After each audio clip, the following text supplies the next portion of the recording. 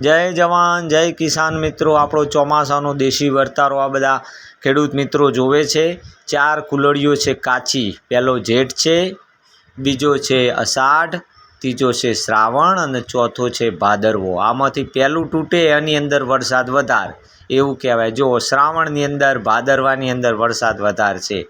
હવે અષાઢની અંદર કેવો આવે છે ખબર નથી અને જેઠની અંદર કેવો આવે છે પણ ખબર નથી। જોઈએ હવે શું થાય છે આગળ।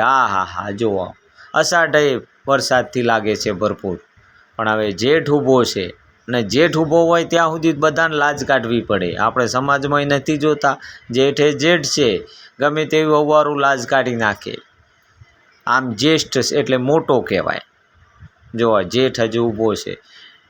આ જૂના સમયનું જોવાય છે, કારણ કે પહેલાં તો આવા વિજ્ઞાન હતું નહીં, કંઈ આગાહીઓ થતી નહીં, એટલે આ રીતે જોતા હતા। પણ હજી જૂની પદ્ધતિ બધે હાલે છે અને કંઈક સાચું ખોટું પડતું એ હોય। હવે આપણને એવી કંઈ ખબર નથી।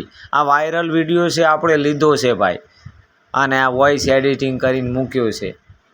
જુઓ જેઠભાઈ હજુ ઊભા છે, બધા વિચાર કરે છે કે જેઠ તો કોરો જાય ખું, વાવણી મોડી થાય ખું, એવું વિચાર કરે છે। હા જુઓ હજુ કંઈ દેખાતું નથી, જેઠ તો હલતોય નથી ભાઈ, કોરો જાય શું ખબર પડે। હવે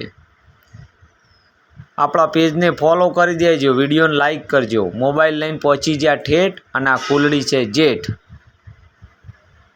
અલા ખેડૂતો સામું જોજો જેઠભાઈ।